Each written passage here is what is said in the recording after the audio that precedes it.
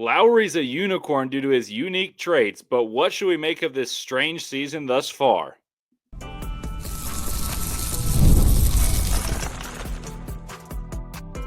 You are Locked On Jazz, your daily podcast on the Utah Jazz. Part of the Locked On Podcast Network, your team every day. Hello and welcome into Locked On Jazz. My name is Leif Thulin, and I'm excited as always to have the opportunity to fill in for David Locke on Locked On Jazz and talk to you guys about what I love most, the Jazz. As you guys may know by now, I'm a lifelong Jazz fan as a credentialed NBA draft analyst for Locked On NBA Big Board, attendee of the 2023 and 2024 NBA Combines, Utah Jazz broadcast assistant and statistician, and lover of all things basketball. So don't expect all the geeky numbers as usual to be gone, but I'll bring you a unique perspective as both a college hoops diehard fan and someone who covers your Utah Jazz. So I'll make you as knowledgeable as possible about your favorite team, the Utah Jazz.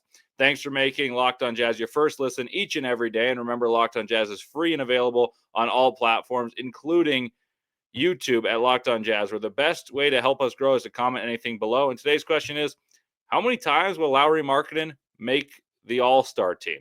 The All-Star weekend just happened, and I'm curious how many times you guys think Lauri will be an All-Star, and include the previous one where he is a one-time All-Star right now. I'll chip in my thoughts there as well. By the way, your favorite podcast now has a newsletter introducing Locked On Jazz daily newsletter. One stop for ultimate team and league coverage delivered right to your inbox. Sign up for free now at lockedondaily.com. That's lockedondaily.com, and start your day with all the new free Locked On Jazz news. So today in the first segment, we'll go over the play of the star of the team, Lauri Markkanen. In his first year after signing an extension in the offseason, the numbers are down. What should we make of it? In the second segment, I'll continue to talk about Lauri and provide some context for why those numbers are down, in my opinion, and how it might behoove the Jazz, aside from the draft perspective, that his numbers are down, and I'll explain all that. And in the final segment, I'll give an outline of what I expect from the Jazz the rest of the season after the All-Star break. So let's dive right in. Lauri Markkanen's averaging 19.6 points per game, 6.1 rebounds, 1.6 assists on 43% from the field, 35% from deep. Those are good numbers, like no doubt about it. But make no mistake about it, they of course pale in comparison to the excitement he generated by shooting the cover off the ball in years 1 and 2 in Utah. Like, let's just be realistic. That's the fact of the matter. He shot the ball better and was more efficient in the 2 prior years. So there's understanding why, and that's what I'm going to try to give you of why I think it's happening. But there is an understandable reaction of disappointment that his numbers are down after signing a big money deal. Unfortunately, for Lauri in the minds of all Jazz fans, it comes after paying a lot for him. And I think that is why there's this frustration that's turned into scrutiny. But nothing in Lauri's ability has dropped, or shooting-wise has dropped. He's still an excellent shooter. We'll talk about his shot diet in the next segment a bit deeper, but let's find you guys some stats. So last year, Lauri averaged 23 points per game, 8.2 rebounds, 48% from the field, and 40 from 3. Really good. 2 years ago, Lauri's first year in Salt Lake, he averaged 25.6 points per game, 50% from the field on 39% from 3, and was an all-star. He was sensational. He surprised everyone, including the coaching staff and the players. So you guys will clamor, what's wrong with him? What's changed? And how good is he really? That last one's a fair question, and that's part of the reason I asked the question of how many all-stars you'll see. But to go back to the prior years and give you proper context, Lauri came in on lower on scouting reports. And that matters. When you elevate up the scouting report and they try to take you away as the primary option, it becomes harder. And he surprised many, including his own team, and benefited greatly from the presence of Mike Conley. Mike Conley is a great floor general and conductor of offense. The offense the following year was similar and oriented towards him, both in terms of personnel and scheme. And then the Jazz did have a drop-off, and his numbers slightly decreased, but that's because he raised up the scouting report. This year, I think the scheme's a little bit different. So let's look at some of his rare accolades he achieved to give you a perspective of how good Lauri Markkanen is and was. Last season, Lauri's 3.18 threes per game also stood as the third most makes in a full season for the Jazz as an average for any player. That includes all guards. That includes the great marksman we've had. And I know threes are being shot more and more frequently, but Jeff Hornacek, Kyle Korver, all these guys, Darren Williams, Donovan Mitchell, Bogey, Ingles, Lauri, third. That's really, really good for a guy who's 7 feet tall. He also finished last season as the league leader in catch and shoot three-pointers made per game. It's very difficult to have someone who's 7 feet tall be able to run off a pin down and then you want to defend it. Now, that's the appeal of Lauri Markkanen. He can shoot it. That's a given. We know that. But the teams know they can take it away. And frankly, I feel at different junctures of the season, there's too much of a focus on Lauri shooting mid-ranges and being an isolation scorer, as that's the next step to put himself in the upper echelon. And that's extremely rarefied air.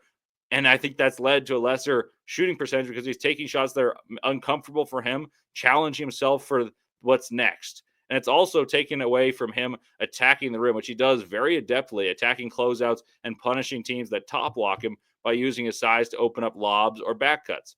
So I have that in my notes, but let's go back a second. Top blocking, for those of you who don't know, is a term for when the defender is higher up on the floor, meaning it's not the fundamental, what you're taught in junior jazz of the being between your man and the basket. Instead, you are closer to the ball handler at the top of the key than Lauri Markkanen is. If you're defending Lauri Markkanen, you are not letting him get above you on the court, and you try to push him towards the baseline. And Lauri Markkanen then exposes it because he's tall and athletic and rangy, and he can fake going up for a pin down, coming around a screen, and then instead back cut and catch a lob. The Jazz have done that more recently. So Lauri has been schemed out of certain positions that led to his success most in his first 2 seasons.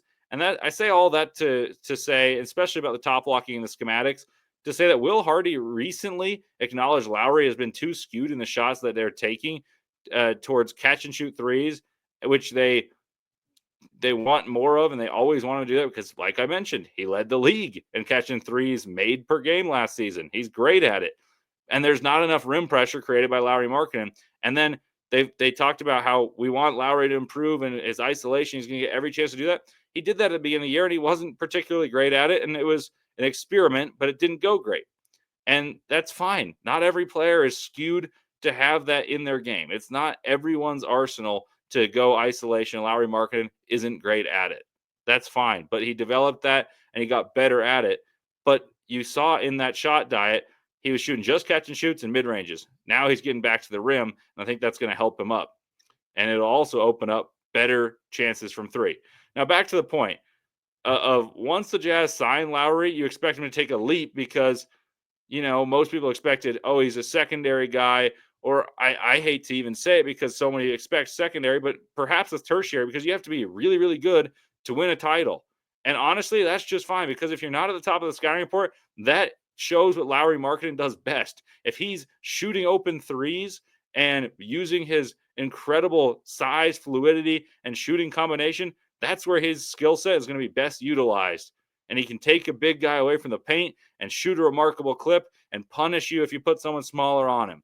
Being the true number one is exceptionally difficult. And doing what is not natural in his game is having him criticized. That's stupid. Like it's silly to criticize him for trying to expand his game and not be amazing at it and then say, we overpaid. That's silly. So I think that in itself has created some of this narrative of Lauri Markkanen. We shouldn't have paid him. We don't know what we're getting. And I think that's a silly narrative. He's not at the top of the scouting report on a number one championship team. And we never expected that, but he is at the top of this team. And we're playing against good teams that want to win. So, of course, there's going to be a dip in efficiency. Makes sense to me. And then I want to say this because I mentioned that I think he might be a tertiary on a great team. I expressed hesitancy to say he can be the second best player on a championship team, not because of his relatively down season. That hasn't changed my mind whatsoever. But because winning a title is extremely difficult, and he's a perfect three, an important piece. So saying we messed up by extending him is rash. And trying the new things that the Jazz are doing and have Lauri going forward, trying new things to expand what he can do, and then find out, hey, you know what? We'll find out that he's better at this. It's also rash to say that the Jazz shouldn't have done that. I think it would be brash to not. And there's so many things that people are learning now. And when there's time to tinker like the Jazz have with low pressure, this year where there's no necessity to win. There's not a game amount that gets you into the playoffs. I think it would be a bit of a futile act to not see what Lauri Markkanen's true capacity is and learn what he's best at. And the Jazz still need their dude. Like, that's the conclusion. The Jazz still need their 1A, their top option. Lauri Markkanen had every chance to prove that he is that, and he's not. And that's not a bad thing. It's trial by fire, and Lauri Markkanen may not have lived up to the expectation of, number one option, but I don't think number one option was something you could actually think of. And so when he struggled at that, that's when he drew criticism, and that's what I push back upon. My conclusion, the Jazz still need their dude. We'll discuss more on Lauri's shot diet and give context to how the offense is being ran, as well as discuss the latest Will Hardy quotes and thoughts regarding Lauri next. But first, a word from TurboTax.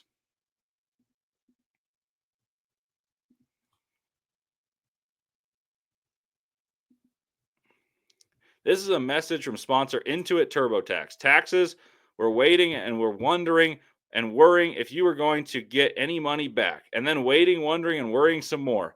Now, Taxes is matching with TurboTax Expert, who can do your taxes as soon as today. An expert who gives you taxes, who gives your taxes their undivided attention as they work on your return, while you get real-time updates on their progress so you can focus on your day.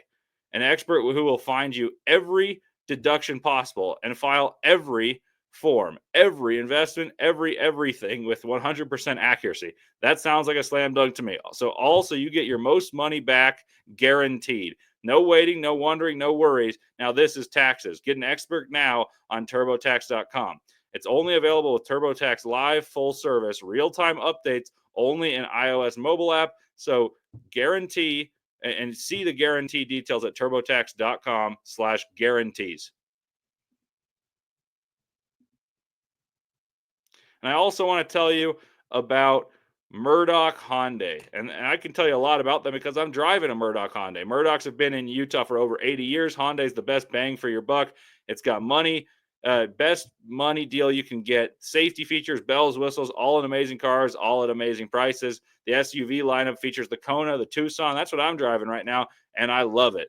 The Santa Fe and the Palisade I've heard wonderful things about as well. The Ioniq 5 was named the Motor Trend SUV of the Year by Motor Trend, and the new Ioniq 6 is even better. It's amazing. Electric, looks like a Porsche, and just won World Car of the Year. There are 3 locations in Utah, Linden, Murray, and Logan, and I can tell you personally about the great experience I've had dealing with the people in Murray. So get yourself a Murdoch Hyundai, check the inventory online, and find the car for you.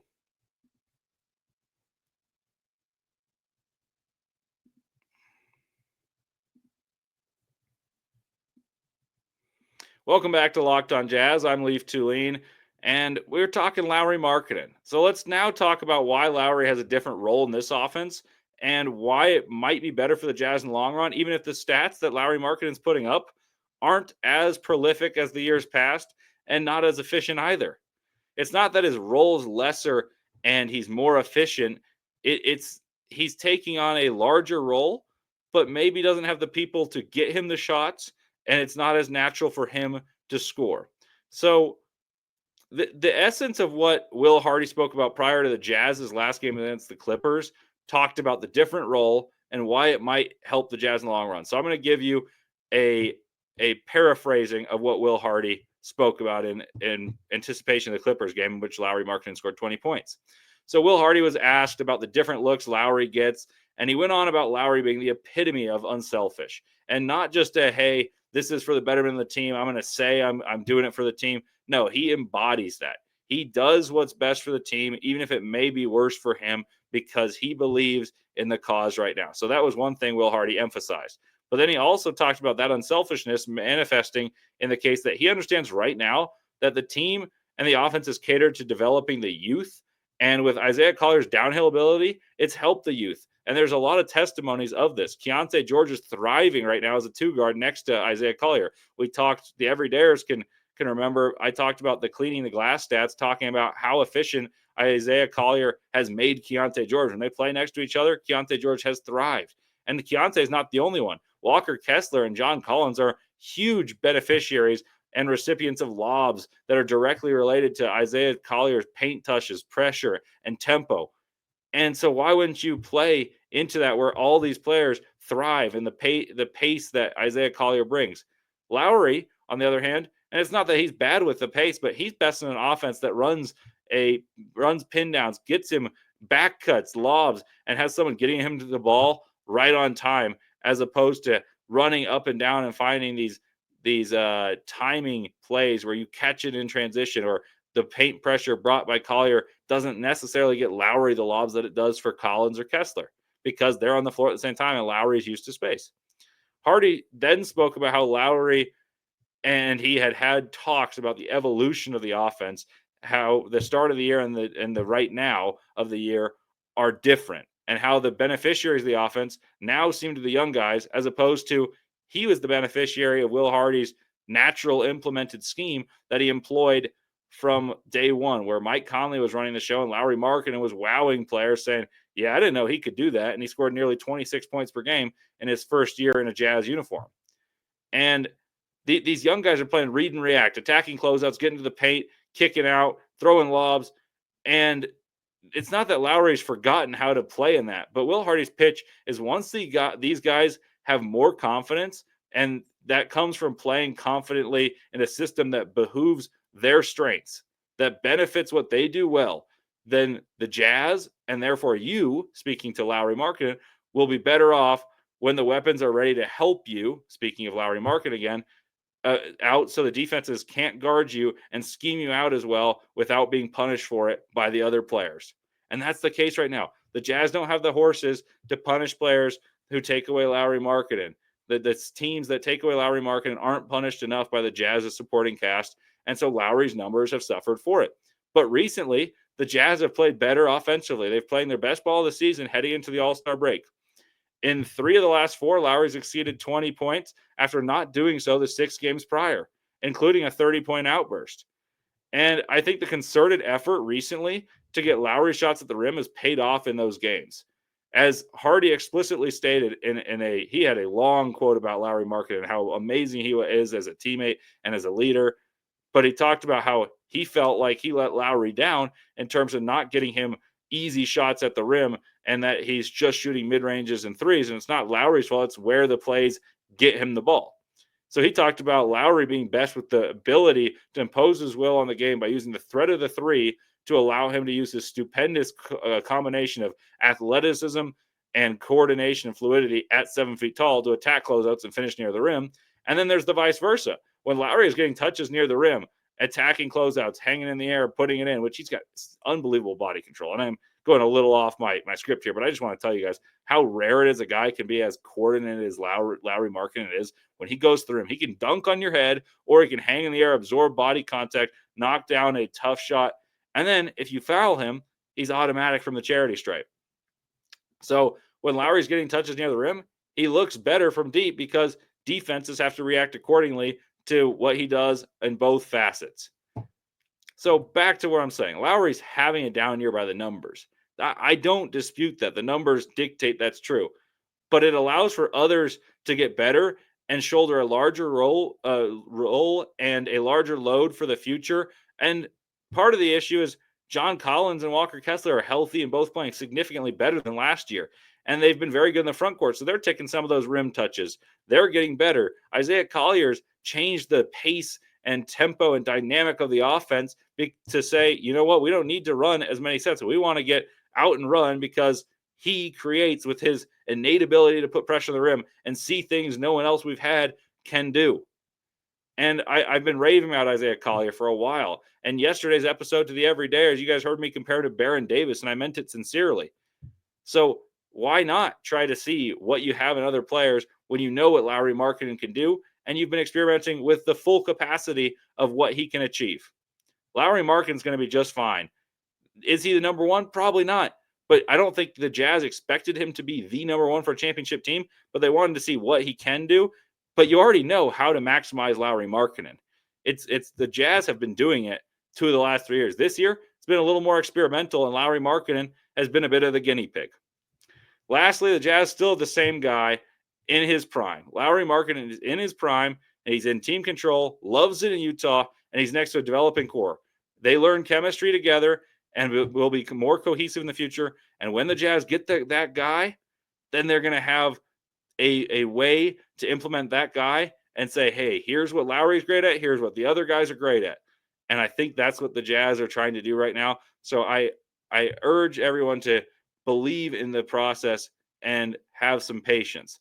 And once the Jazz get their Cooper Flagg or whomever that number one option is to pair with Lauri, then you have 2 all-star caliber pieces. And that's better than just receiving picks. For those of you who say, well, why not trade Lauri? I wasn't opposed to it in the offseason because I thought you could get a great haul considering he was an all-star in the 2 years prior and his efficiency is off the charts. He shoots 40 from 3. He's 7 feet tall and all the things we talked about. But you had a guy in team control that gives you all this and you have him. And I think that's a lot better than having a ton of picks where you have the crapshoot. We've talked about the crapshoot that the draft is. On a down season that he's getting criticized for, he scores 20 per game. And he's a 7-footer, can shoot and move. That's a luxury. And yeah, he's still able to be marketed because he's in a controlled contract. He loves Utah. And you have the guy that you can play with anyone because no matter who you select, Flagg, Harper, Edgecombe, Yakachonis, Lauri Markkanen fits in nicely and is only getting better right now, especially as the rest of the team continues to improve around him. Coming up next, we'll outline the rest of the season and my expectations, and that's after a word from Hungry Root.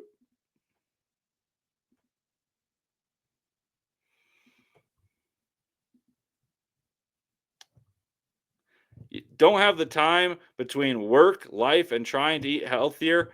I was constantly feeling stressed out, and I know you guys have too. I'd go to the grocery store, buy things I don't need, and then with no time to actually cook, sticking to my health goals became a massive struggle too. But everything changed when I discovered Hungry Root. Honestly, it's been a game changer. It's the easiest way to eat healthy without all the stress. With Hungry Root, it's like having a personal shopper, a nutritionist, all in one. With Hungry Root, you can take care of all your grocery shopping, recommending meals and groceries based on my tastes, health preferences, health goals, and anti-inflammatory to high protein to gluten-free options. You can narrow it down and customize it all yourself. And the best part, every meal is ready, no matter how you customize it in 15 minutes or less. I'm talking quick, healthy meals that actually taste great, all delivered straight to my door. It's been a huge time saver and has made healthy eating so much simpler. You're going to love Hungry Root as much as I do. I guarantee it. So just listen to me now. And for a limited time, get 40% off your first box and a free item in every box for life. So just go to hungryroot.com/lockedonnba and use code LOCKEDONNBA. That's hungryroot.com/lockedonnba, code LOCKEDONNBA to get 40% off your first box and also receive a free item of your choice for life. hungryroot.com/lockedonnba, code LOCKEDONNBA, and don't miss out.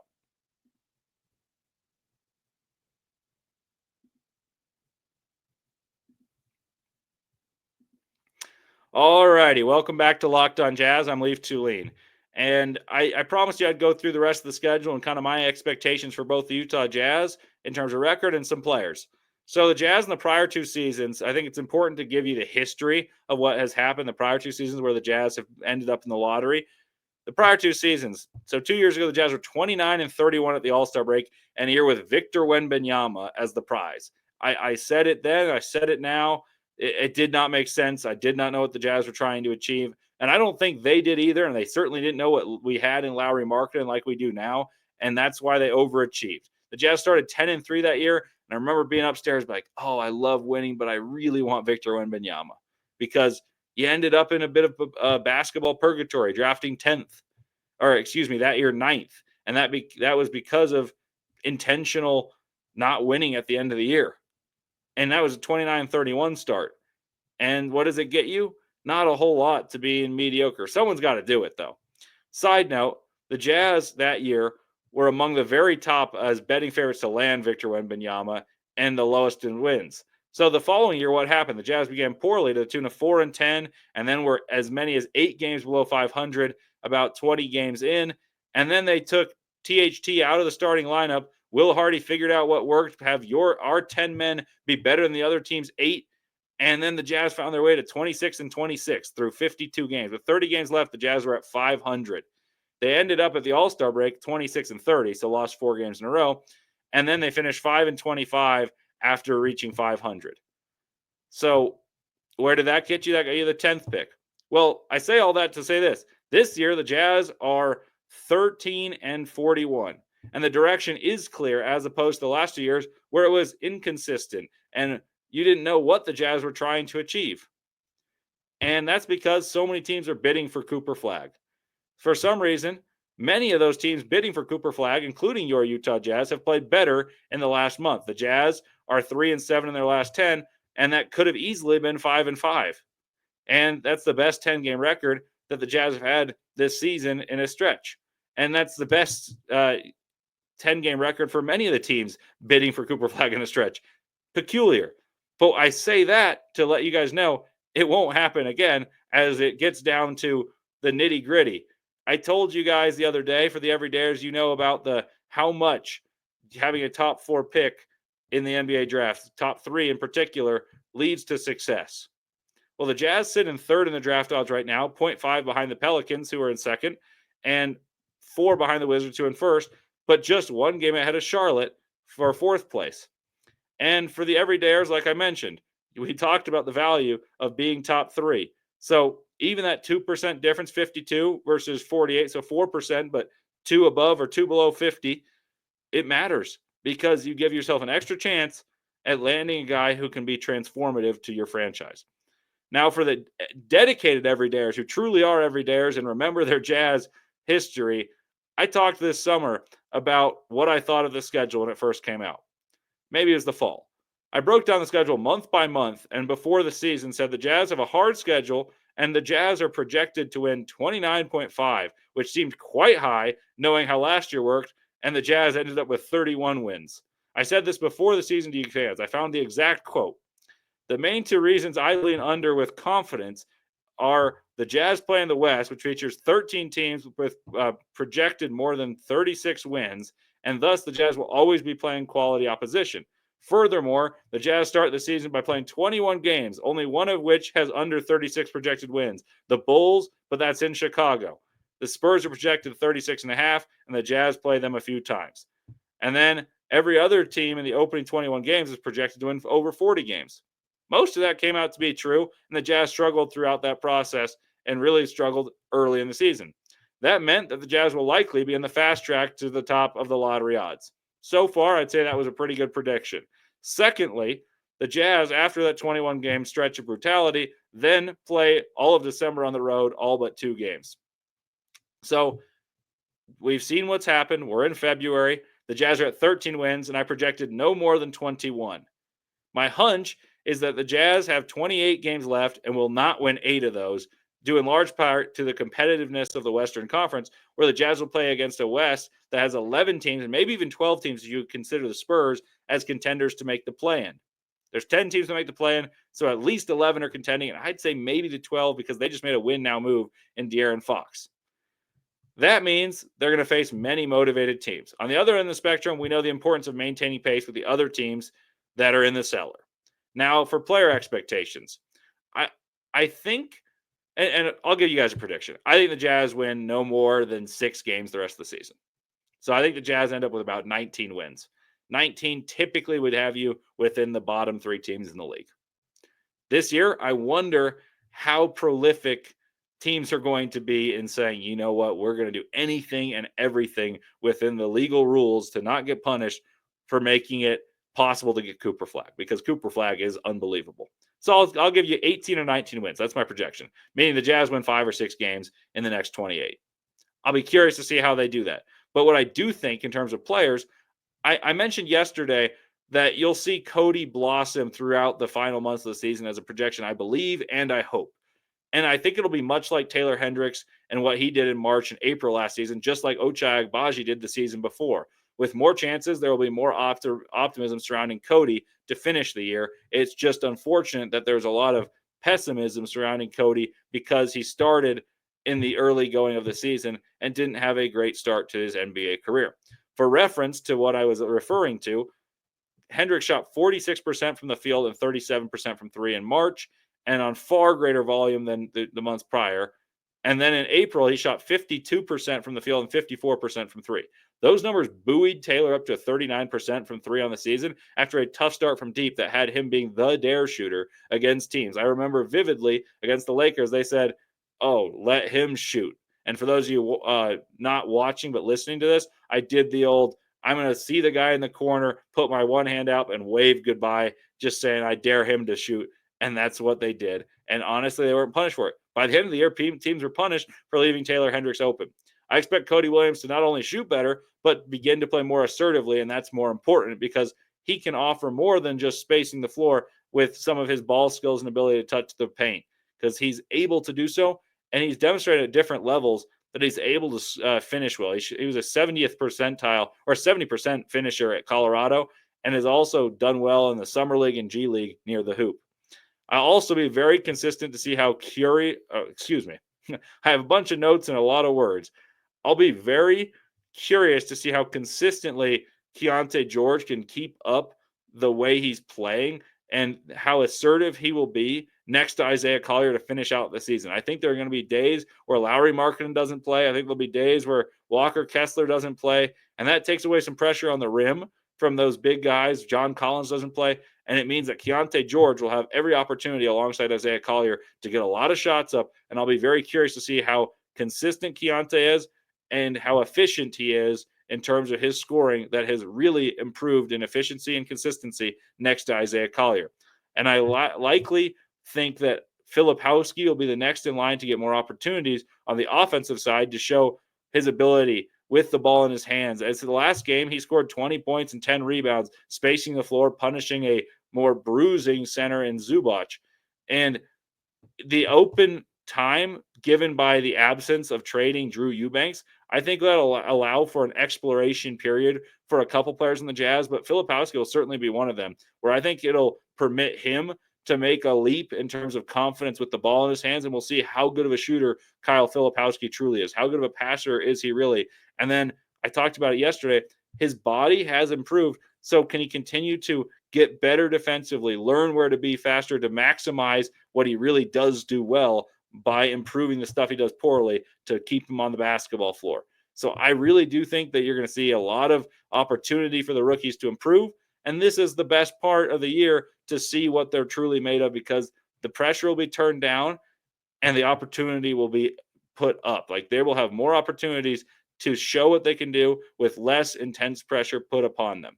So thank you guys for making this your first listen. And with your next, tune into Locked On NBA Big Board to hear more about the guys coming up in this draft. And I'll talk about some of those on the next episode as well, because I'll be attending BYU in Kansas, talk about Yegor Demon, the recent excellent play of VJ Edgecombe for Baylor, who I've seen a couple times recently, and much, much more in future episodes. And by the way, let me remind you, your favorite episode now is a newsletter. And I'm introducing to you guys Locked On Jazz Daily Newsletter, one stop for your ultimate team and league coverage. So the Jazz stuff you care about is going to be in a newsletter delivered right to your inbox. Sign up for free now at LockedOnDaily.com. That's LockedOnDaily.com, and start your day with all new, free Locked On Jazz newsletter. So thank you guys for listening. Got a lot of fun episodes still planned for you. I appreciate you guys for engaging with me, and let me know what you guys think in the comments. I really appreciate you guys talking about the Isaiah Collier, Baron Davis comparison. I read all that, and I think if you guys like it, I think there must be some truth to it, and I'll try to give you some insights about the draft picks coming up soon. Appreciate you guys for listening as always.